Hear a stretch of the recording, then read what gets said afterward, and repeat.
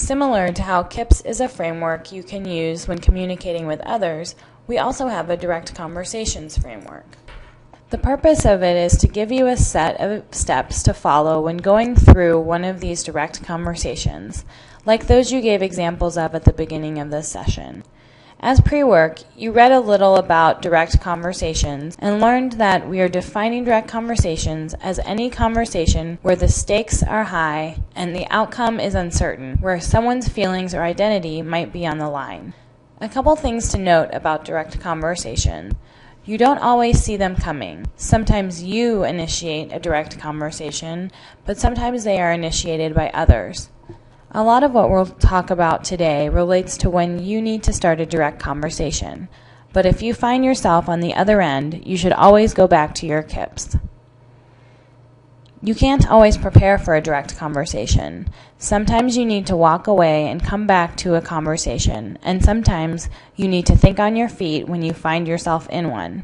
Internalizing the steps we're about to discuss, knowing your KIPs, and practicing when possible will better prepare you for the times a direct conversation comes out of nowhere. With that in mind, we're going to spend the next part of this session talking about what your pre-reading described as the 5 steps to navigating direct conversations. To summarize, the 5 steps outlined were: prepare by walking through the 3 components of the situation, check your purpose, and decide whether or not to raise it, start from the 3rd story, explore their story and yours, and problem solving. Let's dive into the first step. The reading noted that there are 3 components to a situation that leads to a direct conversation. First, what happened? What's the situation? Second, the feelings component. What feelings are involved? What might the other person be feeling now? What are you feeling? How might the other person feel when this is addressed? And third, the identity component.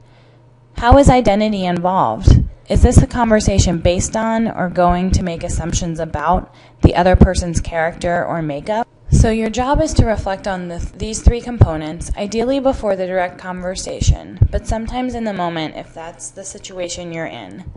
There are a few questions you can ask yourself as you reflect. What's your story and what's his story on what happened or what the situation was? Your story should be pretty easy to figure out, but what would the other person say if asked that question? What is the impact of the situation? On me, on him, on our institute, on progress towards our goals? What was your intention in the situation? What do you think his was? Walking through these questions forces you to really have a concrete focus on actions and outcomes, not just feelings. It also forces you to think about our generosity of spirit and put yourself in the other person's shoes. So now that you've walked through the situation, let's move on to step 2. Check your purpose and decide whether or not to raise it. So in this step, you're essentially asking yourself why you are bringing this up. There are no concrete rules for when you should address something, but there are a couple of guiding questions that can help you decide. Is the real conflict between you and the other person or inside of you? Is there a better way to address the issue than talking about it?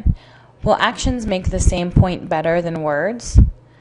Does your reason for addressing this make sense, or is it only to make you feel better? Whatever the answers are, you should avoid focusing on the short-term relief at long-term cost.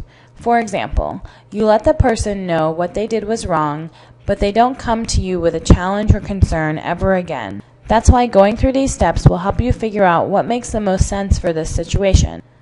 Another really important thing to consider when you think about the fact that these conversations will happen at Institute, a fast-paced, high-pressure environment, is that you need to be super careful to avoid the hit and run, dropping a bomb when you don't have time to discuss, or waiting so long to address a pattern of problems that it feels out of the blue. Regardless of what your reasons are, you either need to raise the issue or you need to let it go and move on. So let's move on to step 3. Start from the 3rd story. There are always going to be 2 stories, your story and the other person's story, but you want to start your conversation from the 3rd story. In summary, the 3rd story is not your story or the other person's story. The 3rd story should feel true to both parties. Describe the conflict as the difference between your two stories and acknowledge the validity of both stories. Make it clear why you are having this conversation and what you are hoping to get out of it for both of you. Moving on to step 4. Explore their story and yours. This is where key interaction principles come in. This is where you're going to listen to understand their perspective on what happened, share your own viewpoint, intentions, feelings, perspectives, and constantly reframe to keep on track. This step gives you both the information you need to partner together and problem solve, the last step in this process. A couple of things to keep in mind in the problem solving step of this process are: solutions or options should meet each side's most important concerns and interests. Have a plan for future communication to make sure this doesn't get brushed under the rug.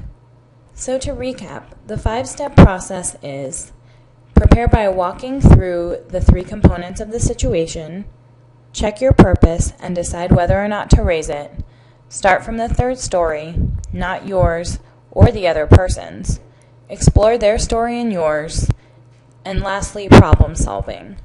Thank you so much for participating in this training. I hope it is clear how key interaction principles really do fit into engaging in direct conversations.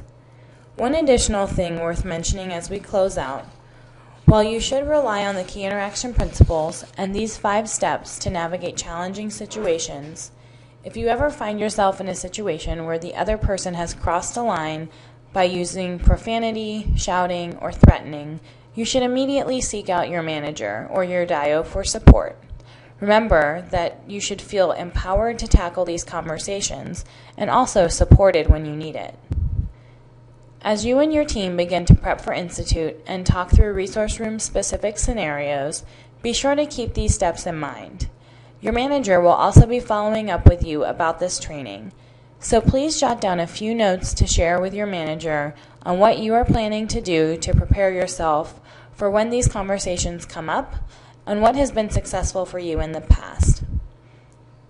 Thanks again for your participation in this session.